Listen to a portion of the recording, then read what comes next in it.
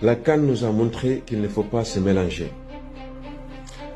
L'Afrique regarde le Maroc et le Maroc regarde le monde. Ces propos ont été tenus par des supporters marocains qui n'ont toujours pas digéré la défaite. Défaite qu'ils ont enregistrée suite à la CAN qu'eux-mêmes ont organisée. Ils ont organisé la CAN la plus désorganisée de l'histoire. Et l'histoire retiendra que tout cela s'est passé au Maroc. Il y a certains Marocains qui pensent que le rêve des autres Africains c'est de venir vivre ces jeux. Eh bien, je vais vous montrer un peu de quoi est-ce que vous pensez que les autres rêvent. L'Afrique regarde le Maroc. Et le Maroc regarde le monde. C'est bien vrai, vous regardez le monde. Parce que voilà ce qui se passe. Il y a 1 500 000 citoyens marocains qui vivent sur le territoire français, dont certains sont des voleurs à Barbès et à la gare du Nord. Il y a entre 350 000 et 600 000 Marocains qui vivent sur le territoire belge, dont certains sont des voleurs à la gare du Nord et à la gare du Midi.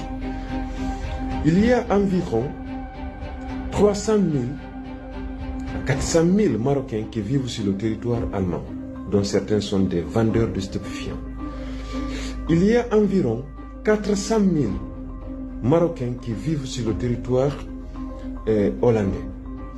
Il y a environ 12 000 Marocains qui vivent sur le territoire suédois. Ça, c'est sans compter les autres pays dans lesquels vous pouvez aussi être très nombreux.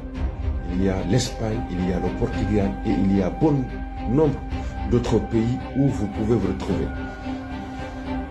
Voilà donc le pays dans lequel les autres Africains aimeraient partir vivre, sachant qu'eux-mêmes n'aiment pas vivre ces heures. Je continue, parce qu'il est important que nous puissions parler de la situation économique de votre pays. C'est d'autant plus important parce que vous pensez que les gens qui partent vivre chez vous partent là-bas pour gagner leur vie. Et bien, c'est ce qu'on va voir. Parce que votre pays a une dette extérieure qui s'élève à 43 millions d'euros. Ce même pays, le vôtre, a une dette intérieure qui s'élève à 55 millions d'euros. Voilà le pays dans lequel les autres aimeraient vivre, qui se retrouve donc à l'agonie. Votre pays, il n'y a pas quelque temps, ses citoyens sont sortis manifester. Vous n'avez pas communiqué dessus. Eh bien, moi, je vais le faire à votre place. Parce qu'il y a eu des revendications. Et ces revendications sont entre autres. Ces revendications sont les causes de cette manifestation. La première, c'est quoi? C'est que les Marocains sollicitent une meilleure accessibilité à l'éducation publique et à la santé. Parce qu'il y a de ces Marocains qui estiment qu'ils ne sont pas bien éduqués. Je leur donne raison même. Parce que je vois des propos qu'ils tiennent. Et ils n'ont pas aussi accès à la santé. Deuxième revendication, plus de justice sociale, d'emploi et d'opportunités pour la jeunesse.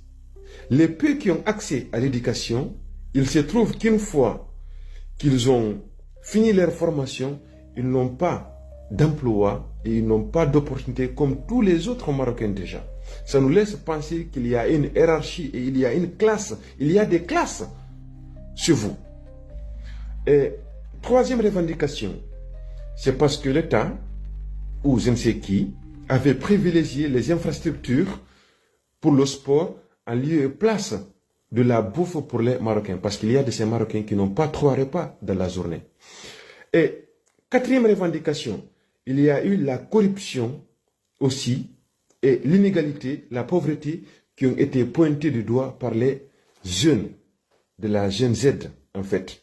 Donc c'est aussi une revendication qui ont poussé certains Marocains à descendre de la rue. Ce n'est pas seulement les hôpitaux, parce que je sais que vous avez un problème de santé aussi là-bas. Certains même demandent que vous ayez des certificats.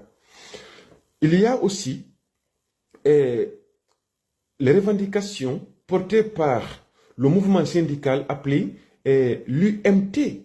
L'UMT avait dit qu'il était question de partir en grève parce que il y a la hausse des prix et pendant ce temps, il y a la baisse du pouvoir d'achat. Ça aussi, c'est chez vous, le pays des rêves.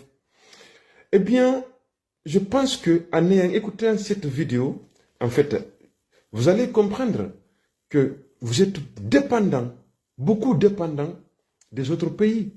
Vous parlez du tourisme. C'est la diaspora marocaine qui rentre visiter chez vous. Les autres ne vont pas.